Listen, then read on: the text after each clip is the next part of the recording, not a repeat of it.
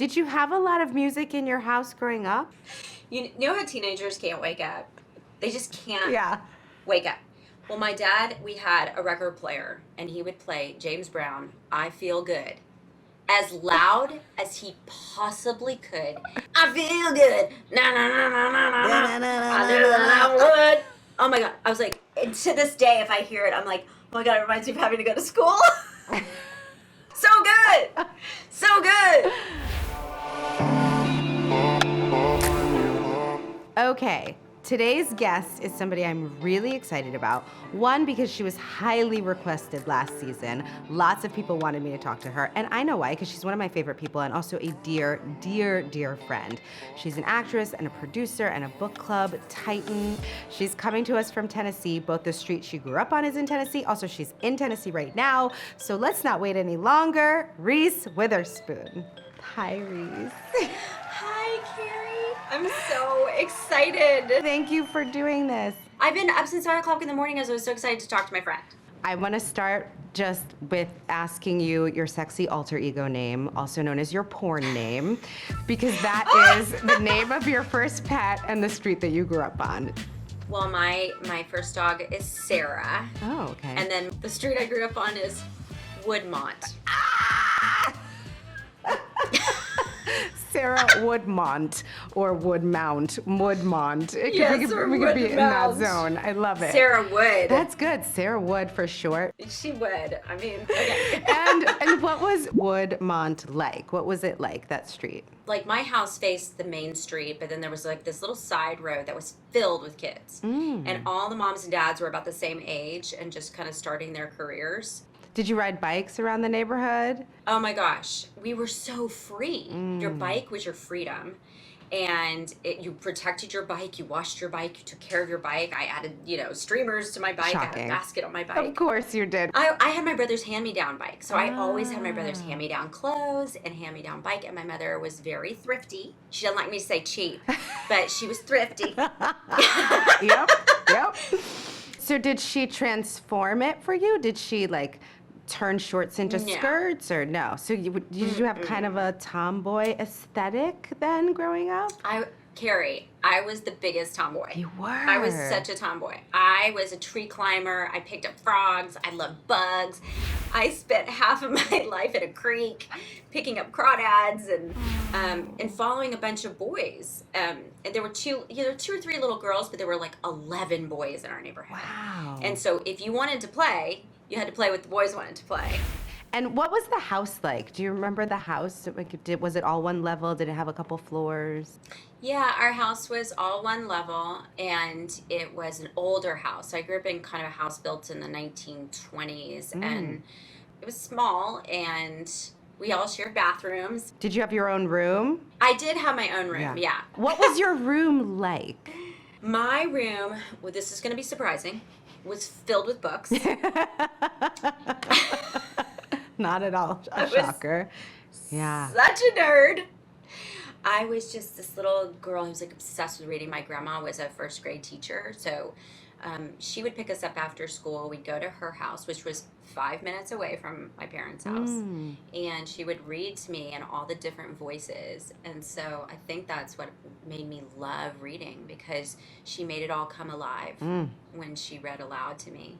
And from there, I just became a really early reader from first grade, second grade. I just go through all the reading, and it's just been a lifelong passion for me, because we didn't travel a lot as a family. We did when I was really young because my dad was in the military. After that, we would just go on little trips, but I felt like I was traveling in my mind, and I was always really imaginative, and I loved knowing about other worlds. Are there foods or smells that remind you of the house on Woodmont?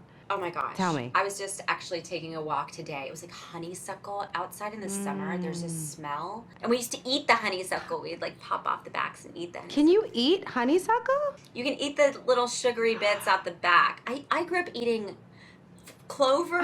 We grew up eating all this kind of stuff off of trees because, I don't know, we were just kind of like little country kids running around.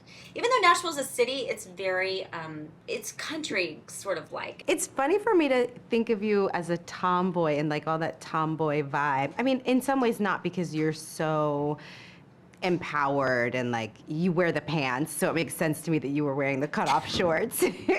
But also I think of your style, like when I think of Draper James, your clothing line, it's so ladylike. So did that happen later? Like what, or tell me about like when that unfolded for you. I don't know when that unfolded. I feel like I have two parts of my personality. Yeah. I am so tomboyish too. Mm-hmm.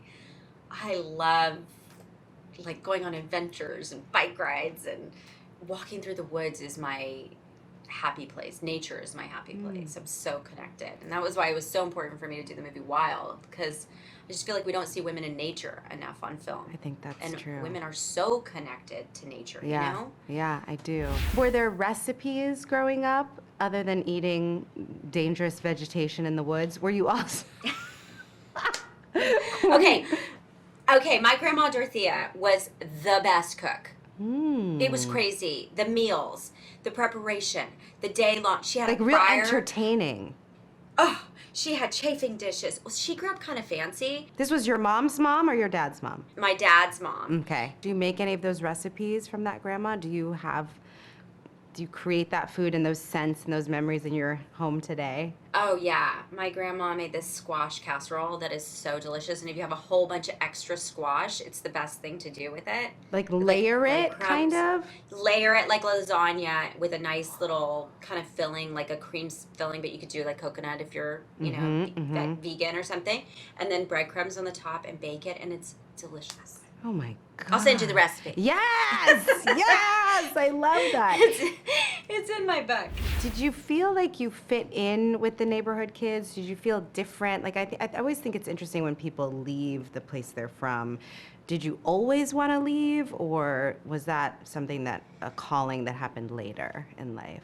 Yeah, I think I loved it growing up, and I thought it was magical. My childhood was really wonderful, and I was really lucky to have loving grandparents and parents, and I had a great education with really amazing teachers. But I think once I turned about 13 or 14, I thought, there's this great big world out there that I want to know about. I just was obsessed with movies, and I don't really know why. Having parents who were actors. I actually found out later my mom had an uncle that she never met who was on Broadway in the 40s. Really? Or maybe the 30s and the 40s. Yeah, his name was James Reese. And I must have carried it over a couple of generations, because then it's a bug. Wow. It's a bug. Well, it is. I mean, I love that you talked about reading the books transporting you to other places. And I think it's the same with film, right? This idea of you can journey into a story that's not yours and kind of lose yourself. Was there a place in the house that you liked to read most, or was it just kind of you always had a book in your hand? Oh, in my room, in my bed, and I had a cozy little bed, and I would just read and read and read and read hours and hours. And then I would write stories myself. Really? I thought I was the great American novelist. Do you remember any of them, what they were about or what the characters were? Usually just about my own drama, Kerry. Carrie. Honestly, it was just about my big feelings. Your big, beautiful feelings. I love your love of being from Nashville, and you've played Southern women a lot, like in Walk the Line and Sweet Home Alabama. And do you feel like there's parts of growing up in the South that you've brought into those characters? I think, growing up from the South in a very particular cultural environment, I think when I was about 13 or 14, I was like, I know there are certain things that I have heard and learned and seen here that are not right. They just didn't sit right with me. There were injustices that I felt like needed to be addressed.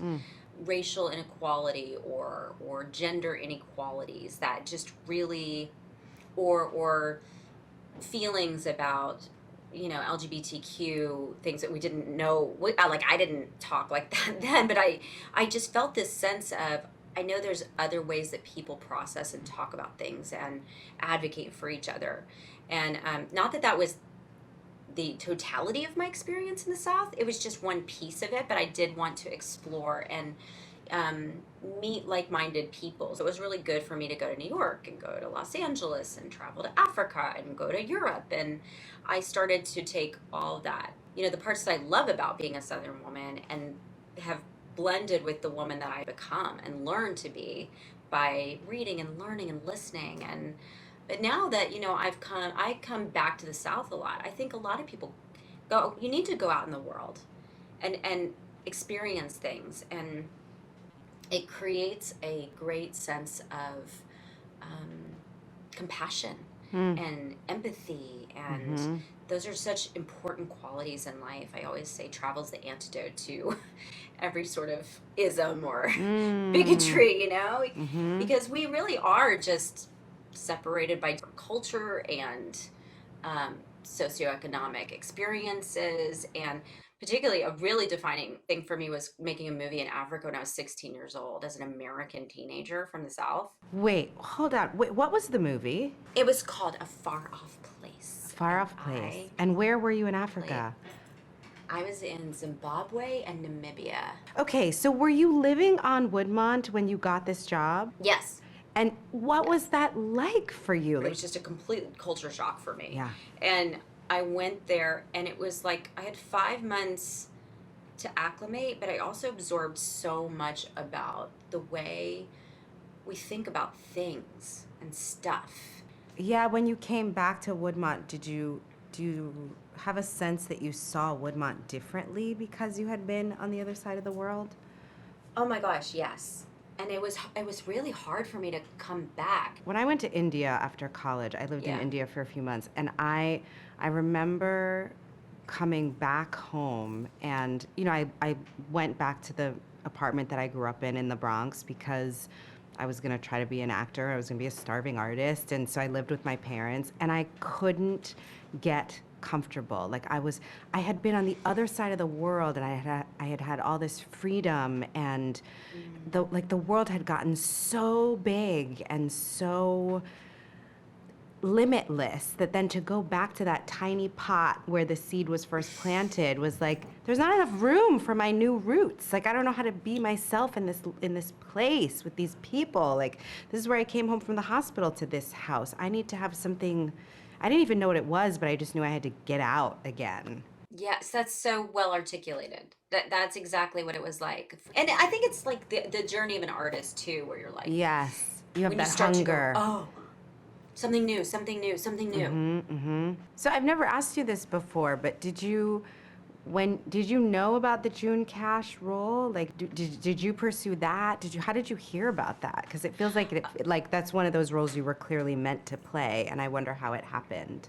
Oh, that's a funny story, because I had grown up in Nashville. I had played Mama Maybelle Carter in the 4th grade play. Of course you had. That's June's mom, who was one of the very first country recording artists in the 1920s. That was a big part of music history. We did a play. So anyway, the writer, director of Walk the Line, I met him at a wedding. No. We were at a wedding, and he goes, "Hey, you're from Nashville, aren't you?" And I was like, "I am, yeah." And he goes, "Do you know who June Carter is?" "Yeah, I played Mama Maybelle in the 4th grade play."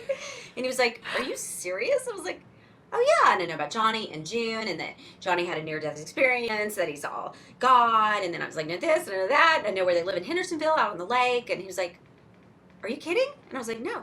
And I'm not kidding, Kerry. I had no idea why he was asking me all these questions. Wow. And a year later, he called and he said, "I've written this movie about June Carter and Johnny Cash." He goes, "Do you want to play June Carter?" He's like, "I mean, with all due respect, I think she's about 75. He goes, "No," when they were in their late 20s. And I was like, "Oh my God. Well, yeah. Yes, of course. Yeah." But then I had to do it, which is a whole other story. Yeah, must have been terrifying to play one of your heroes. Terrifying. Did you have of course I'm thinking about like Election and Legally Blonde, these characters that were like natural born leaders and doers, and did you have that in high school? Did you have that role in high school, or were you that in your family or in your work? Definitely not a leader.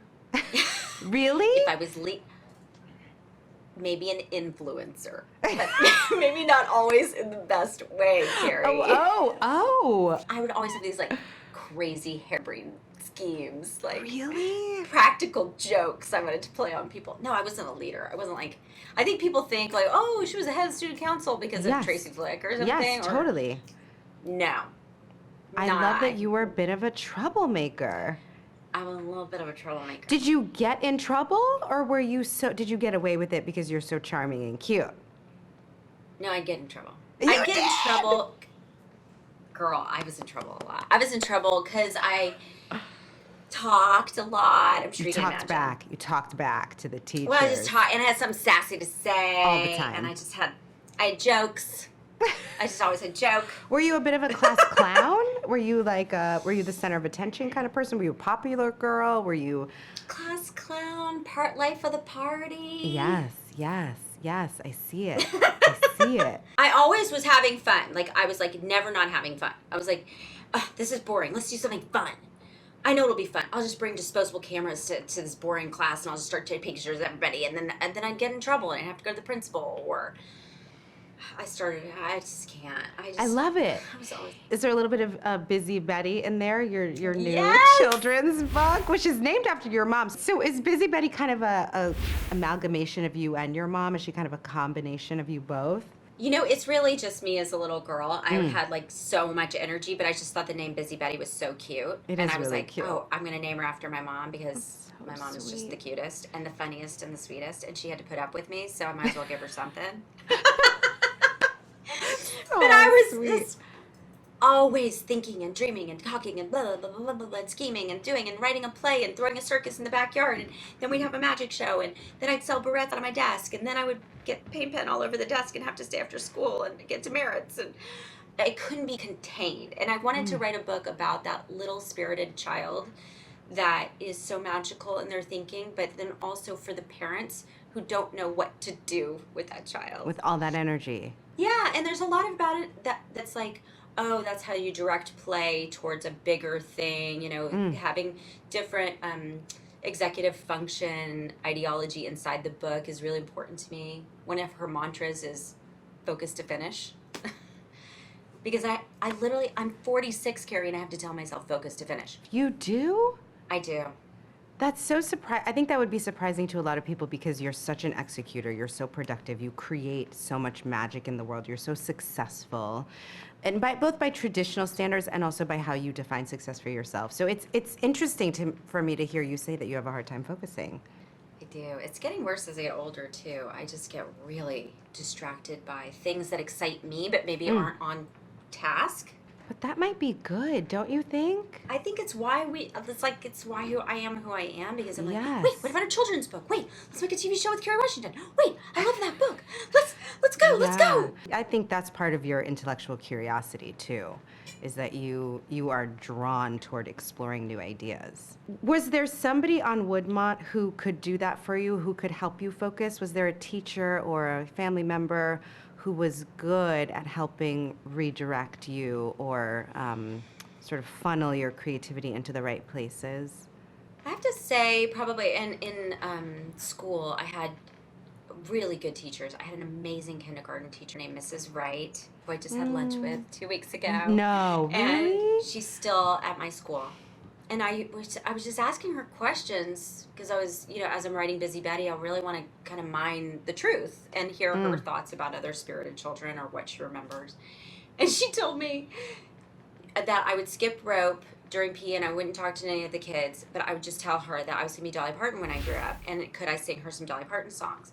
And she was like, okay, but you can only sing one, and then you have to go find a child to play with. I was like, wow. Then I get to the end of the song, and she'd go, I say, Miss Wright, I just have one more Dolly Parton song to sing to you. And she'd say, Reese, because people call me Reese then. She was like, you have to go play with the others.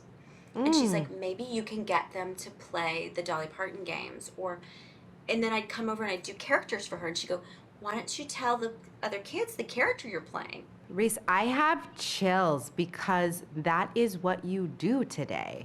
Like when I think about coming to work with you, you basically were like, I have this vision, I have this song, but you learned how to play well with others. Like you let me sing those songs with you. You let me be in those scenes with you. You invited me into your jump roping party. I feel like you're so sweet to say that, but isn't it amazing to have, and Miss Wright called my mother when I was in kindergarten and said, your daughter's an actress. I don't know if she's a singer or an actress, but she was a dancer. She was a professional dancer before she was a kindergarten. So she spotted it. She did. And I'll never forget it. And it meant so much to me that someone that was outside my family saw something special. It's going to make me cry, but saw something special about me. And it wasn't a nuisance or like annoying to them, but it was like, oh, this is like a gift. She has a gift. And she was such an artist that she recognized that. And then she told my mom, she's like, she's probably not going to be a doctor or a nurse, but you should nurture this gift. And my mother did. My mother took me down and signed me up for acting classes. Oh my gosh. Are there parts of you, not just in your work, but in your life today, do you feel like you bring some of the values of Woodmont into your life? Oh, for sure. I mean, my grandfather was a big give back person. So his entire life is a life of service, whether he was in the military or he did Big Brothers Big Sisters, or he was, you know, always part of organizations that were giving back and giving out scholarships or helping people, or like literally feeding the food from his garden was always going to people who needed it. And I really think about my grandfather a lot and how a life of service is this thing that they embedded in me. And the minute my life became about not just me and my career and building my career, but about helping women tell their stories in their own words, whether that's picking a book club book or making a television show with a dear friend and having this incredible group of female filmmakers come together, that's when my life started to make sense to me.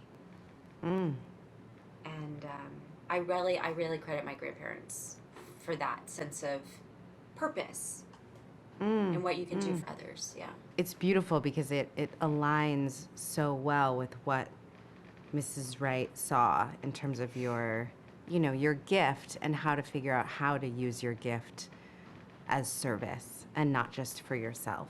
It's really beautiful. It's funny because I think, you know, this season on Street You Grew Up On, we've been lucky enough to provide resources so that every guest gets to give to an organization that they love.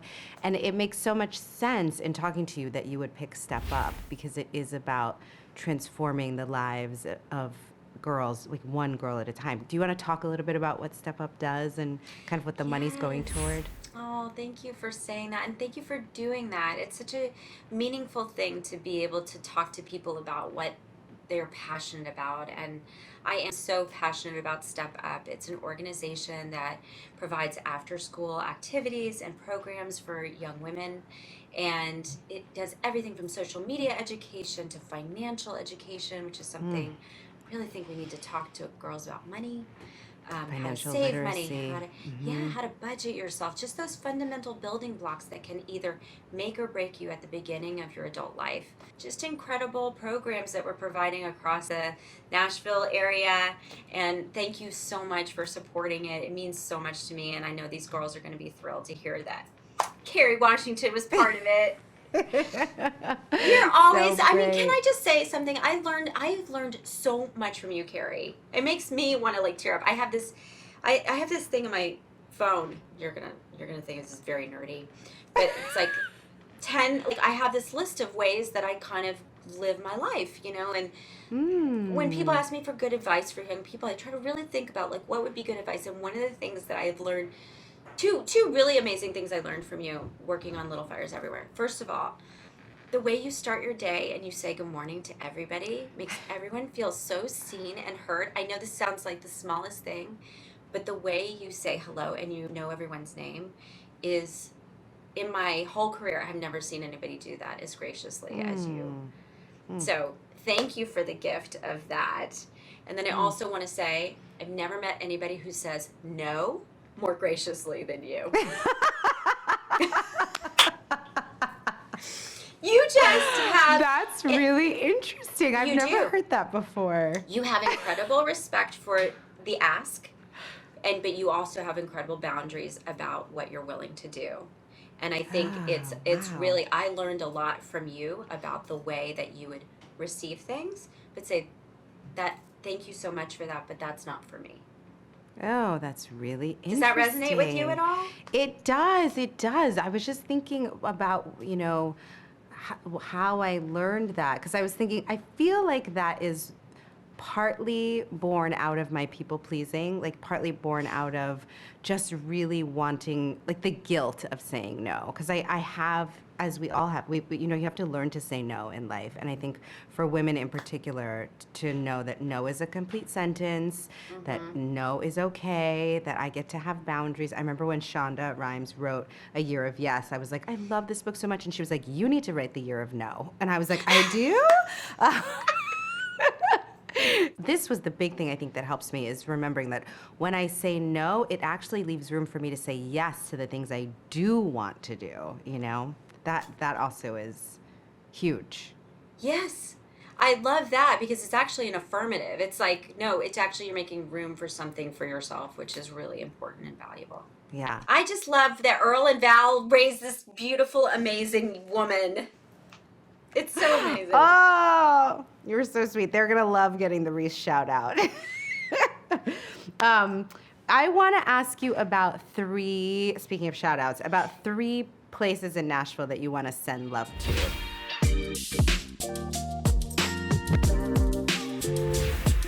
They can be close to Woodmont or not, but like small businesses, places that you went growing up or that you love going now that you just want to like send love to from your hometown. Oh my God, we have the best hot chicken ever. Princess Hot Chicken is just the greatest. And if you don't come to Nashville and have a hot chicken experience, I just don't know what to say. Also, you know, well, I have to say the Ryman or the Opry, because the history of country music is so important. And let me think, is there a third one in Nashville? Loveless Cafe is just so classic. Okay, if you were gonna write, because, you know, I wanted to kind of talk origin story in your Once Upon a Time. So if you were gonna write even just the beginning of the fable of your life, just the first 3 or 4 sentences starting with Once Upon a Time, how would it start? Once upon a time, there was a little girl who grew up in the South. In a hot, humid afternoon, sat on the front porch with her grandma and grandpa, snapping summer beans.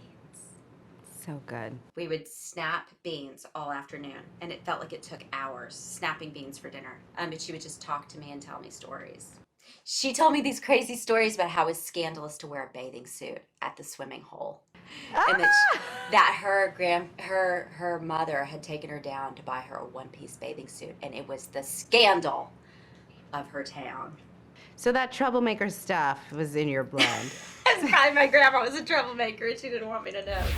If you could go back to that little girl on the porch, snapping peas on Woodmont, what would you say to her? What advice would you give her? I would say to her, you have no idea what's ahead, but don't worry. I was so worried when I was little. I'd say, just don't worry. Just hang on for the ride. There's going to be ups and downs, but it's going to be a great ride. I love that. What do you think she would say to you? Want to go play? Do you want to hear me sing a Dolly Parton song?